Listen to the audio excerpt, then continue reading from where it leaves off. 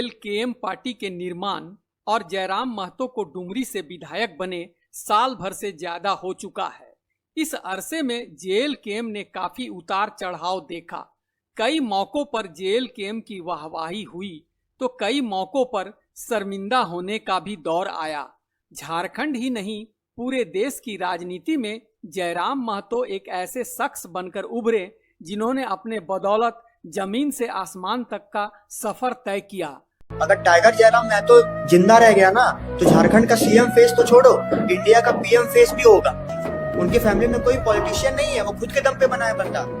आजकल जो राजनीति है जिसमें धन और बल का बोलबाला है, उसमें किसी सामान्य युवक द्वारा विधायक बनना तो दूर की बात, एक पार्षद या मुखिया बनना भी असंभव लगता है। इस दौर में जयराम का चमकना एक आश्चर्य की बात तो है ही। वास्तव में जयराम के आगे बढ़ने का मुख्य कारण एक नई राजनीति करना है। जनता अब तक राजनीति में हो रहे भ्रष्टाचार को देखकर ऊब गई है। आम जनमानस के दिमाग में ये बैठ गया है कि नेतागिरी एक धंधा है जिसमें शुरू में कुछ धन खर्च कर चेला चमचा बनाना, हंगामा करना, कुछ दिन जेल में बिताना, फिर धीरे धीरे अपना धौंस जमाना और मोटा माल कमाना, गाहे बगाहे चुनाव लड़ना, हारे या जीते नेतागिरी चलते रहना चाहिए। मगर जयराम महतो ने इस मिथक को तोड़ दिया कि नेतागिरी एक धंधा है। जयराम ने आम जनता के सवालों को सामने लाकर उनका हल निकालने पर जोर दिया, जिसने झारखंड की जनता के दिलों में जयराम के लिए एक खास जगह बना दी। उन्हें लगने लगा कि जयराम महतो ही उन्हें इस भ्रष्टाचार और शोषण से मुक्ति दिला सकता है। उनकी ये सादगी और जनता से उनका सीधा जुड़ाव लोगों को बहुत भाया। सब देख के कंफ्यूज हो जाता है ये आदमी, समझ में नहीं आता कि विधायक है कि क्या है। अनजान आदमी कंफ्यूज हो जाएगा, एकदम लगता है कि कोई अपने बीच का कोई दोस्त यार है। एकदम सिंपलिसिटी का भी हद होता है। क्या बोले यार, शब्द नहीं मिल पाता है। विधायक इतना साधारण होता है यार, कभी सोचे नहीं थे। मौका कोई भी हो, तुरंत पहुंचना और अपना यथासंभव भरपूर सहयोग देना जयराम की खासियत है। जयराम महतो, डुमरी के विधायक जयराम महतो सिर्फ नाम के टाइगर नहीं है, काम भी टाइगर वाला वो करते हैं। जयराम महतो जो है वो कहीं जा रहे थे अपने गाड़ी से और उन्होंने देखा कि रास्ते में एक युवक जो है वो गिरा पड़ा है। तुरंत उस युवक को उठाते हैं जयराम महतो और मदद करते हैं, अस्पताल ले जाते हैं। दरअसल पूरा मामला ये है कि वो युवक जो है वो कहीं जा रहा था, उसके पास 20,000 रुपए थे और छिनतई का शिकार हो गया वो युवक। जयराम महतो जो है उसे अस्पताल लेकर पहुंचते हैं और पूरा इलाज जब तक उसका हो रहा था वहीं पर खड़े रहते। किसी भी मुद्दे पर स्पष्ट और तार्किक बात करना ताकि विरोधी भी कोई जवाब न दे सके। आदिवासियों का कहना है कि आदिवासी पैदा होते हैं, बनाए नहीं जाते। इस पर आपका क्या कहना है? देखिए, सबसे पहला बात है कि उनको जानना चाहिए भारत एक लोकतांत्रिक देश है। अगर आप आदिवासी जन्म से भी है ना, तो आपको मान्यता लेना पड़ेगा भारत के संविधान से। जन्म से आदिवासी कुर्मी भी है, जन्म से आदिवासी और बहुत सारे समाज है जो जन्म से उनमें आदिवासियत है, उनमें आदिवासी परंपरा, आदिवासी कल्चर, सारा चीज है। लेकिन भारत एक लोकतांत्रिक देश है, यहाँ आपको मान्यता लेनी पड़ती है और आदिवासी के रूप में नहीं, अनुसूचित जनजाति के रूप में। हम हैं, जनजाति है हम, लेकिन हम लोग शेड्यूल होना चाहते हैं। तो पहले तो उनको समझना चाहिए। जो इस तरह का बयान दे रहे हैं कि आदिवासी कोई जन्म से होता है, तो भाई कुर्मी को अगर छोड़ दिया जाए तो झारखंड में 12 आदिवासी थे, आज 37-38 को कैसे हो गया? बाकी जो 20-22 को कहां से पैदा हो गया? भ्रष्टाचार के विरुद्ध सीना तान के खड़ा होना, मौके पर तुरंत कार्रवाई करना। जयराम महतो शायद झारखंड के 81 विधायकों में से पहले विधायक होंगे जो इतनी रात अवैध कोयला की जांच के लिए खुद एक्शन लेते दिखे हैं। अवैध कोयला चेकिंग के दौरान जयराम महतो खुद कई ट्रकों पर चढ़कर चेकिंग करते दिखे। पूरा फॉर्म में आ गया, पूरा फॉर्म में आ गया।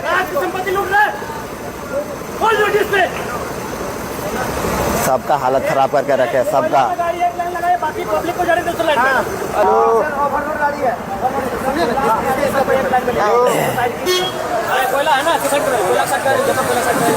सदन में जनहित के प्रत्येक मुद्दों को उठाना और उसके समाधान के लिए एड़ी चोटी का जोर लगाना।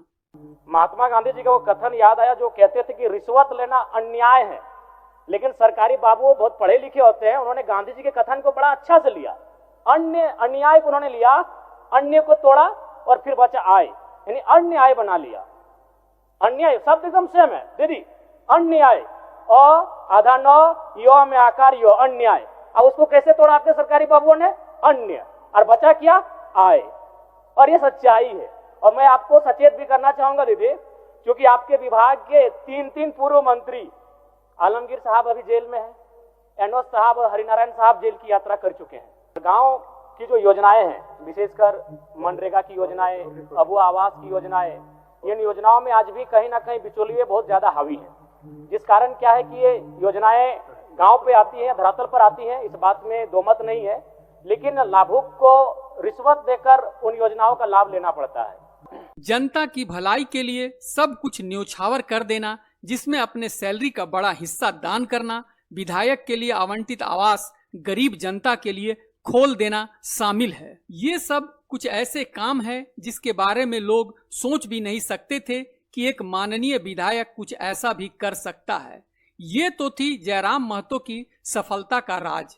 अब बात ये कि राजनीति में ही क्या, आम जीवन में भी जब कोई सफल होता है तो उससे जलने वाले लोगों की संख्या बढ़ जाती है। जयराम के साथ भी ऐसा ही हुआ।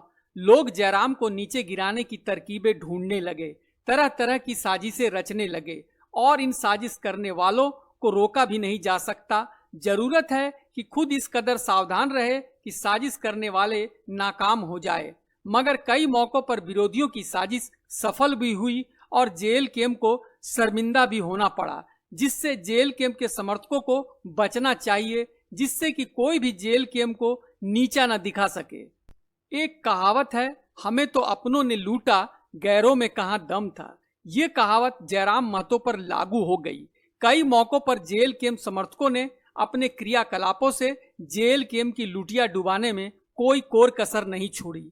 इस सबसे नाराज जयराम महतो ने अपने समर्थकों के लिए विशेष संदेश जारी किया है, जिसमें उन्हें 5 बातें कही गई है और इन 5 बातों पर सख्ती से अमल करने को कहा है, ताकि ऐसा न हो कि जेल कैंप जिसने लीक से हटकर राजनीति की है उसकी भी गिनती अन्य पार्टियों में होने लगे। आप भी सुनिए कि जयराम महतो का ये 5 संदेश क्या है जिसे उन्होंने अपने समर्थकों को दिया है।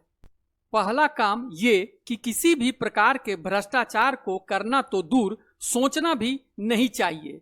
जयराम महतो के आदर्शों का पालन करते हुए पारदर्शिता से काम करना चाहिए।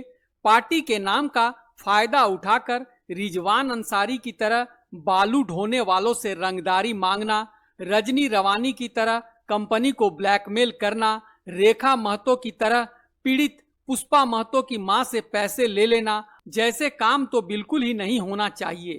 कार्यकर्ता द्वारा की गई किसी भी गलती का अंतिम खामियाजा पार्टी को उठाना पड़ता है, चाहे उसे पार्टी से निकाल बाहर ही क्यों न कर दिया जाए, और बदले के तौर पर फिर वही दूसरी पार्टी में जाकर जेल कैंप को बदनाम करने का काम करने लगते हैं।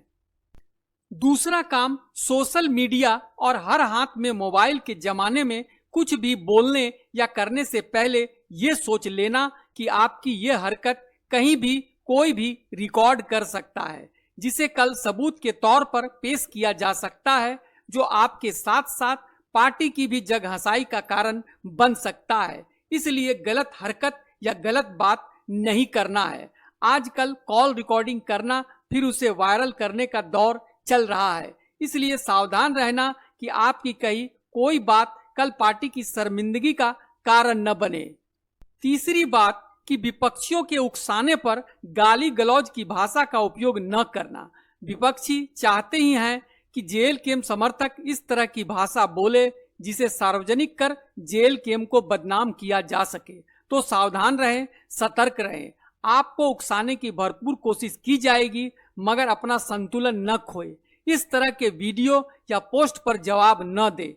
जवाब देना ही है तो शालीन भाषा का प्रयोग करे। ज्योत्सना केरकेट्टा ने स्वीकार भी किया था कि वह जयराम और जेल कैंप को गाली देकर बड़ा नेता बनना चाहती है। इन गालीबाजों के नक्शे कदम पर न चले।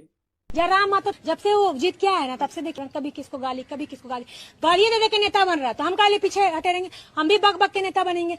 चौथी बात जो जयराम ने जेल कैंप के पदाधिकारियों से कही कि कोई भी बात जनता के सामने रखने से पहले उसकी सच्चाई को अच्छी तरह से जांच परख ले, झूठ बात न बोले। जयराम महतो द्वारा एक लड़के के मोबाइल पटक देने के बाद संतोष महतो द्वारा प्रेस कॉन्फ्रेंस में लड़के को मुआवजा दे देने की बात झूठ निकली।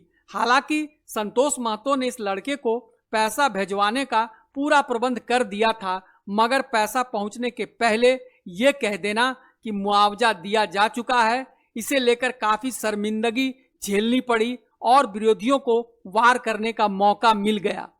पांचवी और अंतिम बात जो सबसे महत्वपूर्ण है, वो जयराम ने कहा कि जोश में आकर विरोधियों को नीचा दिखाने के लिए अनर्गल प्रलाप न करे। विपक्षियों, खासकर आजसू पार्टी, बीजेपी और जेएमएम की कमियों को उजागर करने में सावधानी बरते, अपशब्दों का प्रयोग न करे। विपक्षियों की कमियों को गिनाने के बजाय जेएलकेएम की उपलब्धियों पर ज्यादा फोकस करे और कुछ गलत हो भी गया तो उससे अच्छाई की तरह पेश करने की कोशिश न करे। दूध का जला छाछ भी फूक फूक कर पीता है। जयराम की ये नसीहत शायद जेएलकेएम समर्थकों को सही से समझ में आ गई होगी।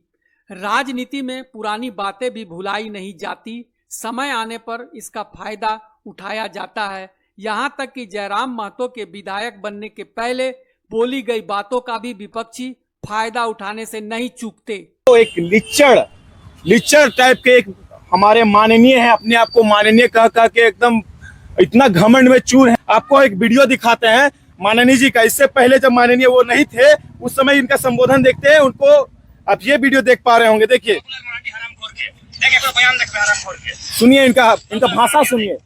ये है माननीय जी हमारे। तो ये था जयराम महतो का अपने चाहने वालों के लिए संदेश।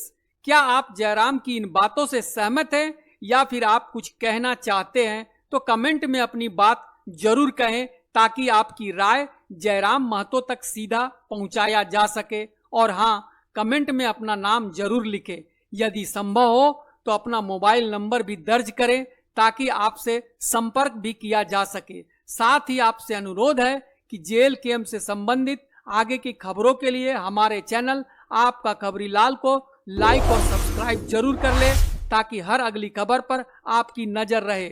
जय झारखंड।